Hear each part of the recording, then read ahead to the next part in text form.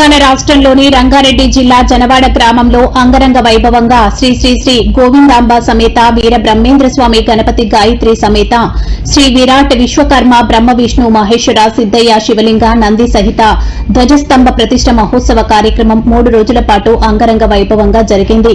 ఈ సందర్భాన్ని పురస్కరించుకుని జనవాడ విశ్వకర్మ సంఘం అధ్యక్షుడు వడ్ల నాగరాజు ఆధ్వర్యంలో ప్రతిష్ట మహోత్సవాలు నిర్వహించారు. చివరికి శ్రీ వీరభద్ర మహేంద్ర స్వామి దేవుడు ఆలయ నిర్మాణం తమ చేత నిర్మించుకున్నారని కూడా ఆయన వివరించారు. అత్యంత ప్రాశస్త్యమైన మరియు భక్తులకు అనువుగా ఉన్న ప్రాంతంలో ఆలయ నిర్మాణం జరిగిందని, భక్తులు పెద్ద ఎత్తున విచ్చేసి ఆ దేవదేవుడు మరియు కాలజ్ఞాని ఆయన శ్రీ వీర బ్రహ్మేంద్ర స్వామి కృపకు పాత్రులు కావాలని వడ్ల నాగరాజు విజ్ఞప్తి చేశారు. ఇతర వివరాలకు వద్ద నాగరాజు జనవాడ విశ్వకర్మ సంఘం అధ్యక్షుడు ఫోన్ నెంబర్ 9666761340 నెంబర్లు సంప్రదించాలని వడ్ల నాగరాజు కోరారు.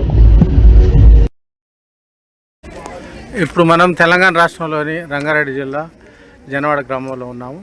ఇక్కడ మనకు శ్రీ శ్రీ శ్రీ గోవిందమ్మ సమేత వీర బ్రహ్మేంద్ర స్వామి గణపతి గాయత్రి సమేత శ్రీ విరాట్ విశ్వకర్మ బ్రహ్మ విష్ణు మహేశ్వర సిద్దయ్య శివలింగ నంది సహిత ధ్వజస్తంభ ప్రతిష్టా మహోత్సవ కార్యక్రమం 3 రోజుల పాటు అంగరంగ వైభవం జరిగింది. ఈ నేపథ్యంలో ఇక్కడ మనకు జనవాడ విశ్వబ్రాహ్మణ సంఘం అధ్యక్షులు వడ్ల నాగరాజు గారు మనతో ఉన్నారు. నాగరాజు గారు చెప్పండి, ఇట్లా ప్రతిష్టా మహోత్సవ కార్యక్రమం ఎలా జరిగింది? ముందుగా మీ అందరికీ నమస్కారం. నాకు నా జీవితానికి జన్మ ధన్యమైంది అనుకుంటా.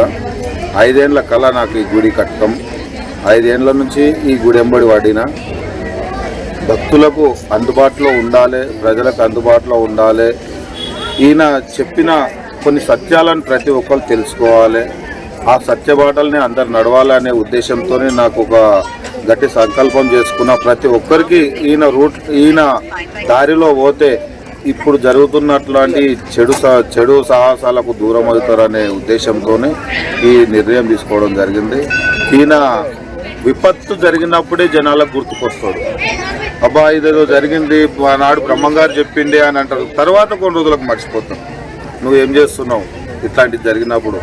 నువ్వు రూట్ ఎంచుకోవాలి కదా, భక్తి మార్గంలో పోవాలి కదా. అట్లాంటిది లేదు.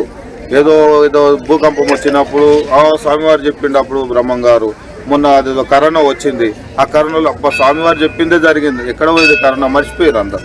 అది మనకు జ్వరంలో కలిసిపోయిందని తప్పుదాకా ఇచ్చిపెట్టింది. అది మళ్ళీ ఒక రోజు మళ్ళీ లేచింది అనుకో, మళ్ళీ దేవుడు గుర్తుకొస్తాడు. అందుకని నేను జనాలకు చెప్పేది ఒకటే, ఒక్కరోజన్నా మీరు దేవుణ్ణి ఆరాధించండి, దేవుని పట్ల భక్తి శ్రద్ధతో ఉండండి. మీకు, మీ పిల్లలకు, మీ కుటుంబాలకు సకల సంతోషాలతో ఐశ్వర్యాలతో చూస్తాడేమో అని నేను ఆశిస్తున్నా. ప్రతి ఒక్కరు కూడా భక్తి మార్గంలో నడవాలనే నా ఆలోచన. ఇట్లాంటి చిన్న చిన్న అపోహలకు పోయి, చిన్న చిన్న మాటలకు పోయి చంపుకునే దాకా వస్తున్నది. ఆనాడు ఆయన చెప్పిండు, ఆస్తిపాస్తులను చూసుకొని అన్నదమ్ములు గిట్ట ఆశపోతారు, చంపుకుంటారు, ఇవన్నీ చెప్పిండు. ఇవన్నీ మన కళ్ళము కూడా జరుగుతున్నాయి. అందుకనే నేను ప్రతి ఒక్కరికి చెప్పేది ఏంటంటే భక్తి మార్గంలోనే నడవడం కరెక్ట్ అని నేను అంటున్నా. ఇప్పుడున్న జనరేషన్ మాత్రం వీళ్ళు రూట్ ఎక్కడ పోతుందో ఎవరికి అర్థమవుతలే. తల్లిదండ్రులు పిల్లలకి చెప్తలే, రామరామాన్ని అని చెప్తలేరు, ఏం చెప్తలేరు. కాలేజీ పోతున్నాడు, ఇంటికి తిన్నాడు, పండుకున్నాడు, చదివిందా బట్టి చదువుతాడు. జనరల్ నాలెడ్జ్ లేదు. ప్రపంచంలో ఏం జరుగుతుంది, మనం భవిష్యత్తులో ఏం జరగబోతుంది, ఏం జరుగుతుంది, మనం ఏం తెలుసుకోవాలి, మన ముందున్న వాళ్ళకి ఏం చెప్పాలి, మన వెనక వాళ్ళకి ఏం చెప్పాలి అనేది నేర్చుకున్నామని మాత్రం ఎవరికి లేదు. దయచేసి ప్రతి ఒక్కరికి నేను ఏం చెప్తున్నానంటే భక్తి మార్గంలో ఒక్క రోజన్నా టైం కేటాయించండి. మీ లైఫ్ను మీరు వెనకకు మళ్ళీ చూసుకుంటే అబ్బా నాకు ఇదే చాలు, నా జీవితానికి ఇది సరిపోతుంది అన్నట్టుగా ఉండాలనేది నా కోరిక. అంటే ముఖ్యంగా ఇక్కడ ఎలాంటి కార్యక్రమాలు జరిగినాయి? పూజలు 3 రోజుల పాటు. ఇక పూజలు అంటే 3 రోజులు విగ్రహ ప్రతిష్టాపన ఉంటుంది కాబట్టి యజ్ఞాలు అవన్నీ జరుగుతాయి. లాస్ట్ 4వ రోజు 3వ రోజు నాడు మాకు ఈ రోజుకి అవుతుంది కాబట్టి మాకు విగ్రహ ప్రతిష్టాపన, గజస్తంభం నిలబెట్టడము ఇవన్నీ జరిగినాయి.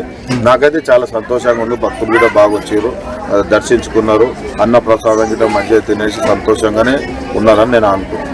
ఇక్కడ మనకు ఎట్లాంటి వస్తువులు ఉండే అవకాశం ఉంది భవిష్యత్తులో అంటే ఇంకా నేను మొత్తం నిర్ణయం తీసుకోలేను. ప్రజెంట్గా అయితే ఇప్పుడు ఒక స్టెప్ మీద ఉన్నా. ఫ్యూచర్లో ఇంకేమేమి జరుగుతుందో, ఆయన ఏమేమి చేయించుకుంటాడో అది చేయడానికి నేను నా శాయశక్తులు నేను ప్రయత్నిస్తా. వాటికి నేను ఖచ్చితంగా అమల్లోకి తీసుకుంటాను. 4 రోజులు లేట్ అయినా పర్వాలేదు, కానీ ఓ లెక్కకు తీసుకొస్తాను. అంటే ముఖ్యంగా ఈ జిహెచ్ఎంసీ లిమిట్స్లో అంటే ఇది అత్యంత ప్రాశస్త్యం కలిగిన ఈ ప్రాంతంలో వీరబ్రహ్మేంద్ర స్వామి విగ్రహాన్ని ప్రతిష్ఠించడం పట్ల మీ ఒపీనియన్? నా ధన్యమైందని చెప్పాను కదా. నా జీవితంలో నేను ఇంకా వేరేటి ఏమన్నా చేస్తున్నా చేయనో తెలియదు, కానీ ఈయనని ఇక్కడ తెచ్చి జనవాడలో నిలబెట్టుకోమంటే మామూలు ముచ్చట కాదు. ఆయన తీసుకొచ్చినాం. నా ఒక్కందే కాదు క్రెడిట్, నా ఊరిది, నా ప్రజలది, నన్ను నమ్ముకున్న నా మిత్రులది, నా కులము, నా వర్గము, నా సంఘము, నా దాతలు, వీళ్ళందరూ కలిస్తేనే నేను ఈ లెక్కలో నేను ఈ గుడిని తీసుకురావడం జరిగింది. కాకపోతే ఏంటంటే నేను ముందుండి నడిపించిన, ఎనుకుండి వీళ్ళందరూ నడిపిస్తే ముందుండి నేను నడిపించాను. ఈ సందర్భంగా దాతలు కావచ్చు, మీ శ్రేయోభిలాషులకి ప్రజాప్రతినిధులు ఉండొచ్చు, అన్ని పార్టీల వరకు భక్తులకు ఏమని అప్పీల్ చేయగలరు? నేను ప్రతి ఒక్కరికి నా మనస్ఫూర్తిగా ధన్యవాదాలు ఫస్ట్గా తెలుపుకుంటున్నా. తర్వాత ఏం చెప్తున్నా అంటే, ఒక్కరోజన్న ఆ దేవుని పట్ల మీ భక్తి శ్రద్ధలు చూపించాలన్నది నా ఆలోచన, నా కోరిక. ధన్యవాదాలు మళ్ళీ నాగరాజు గారు.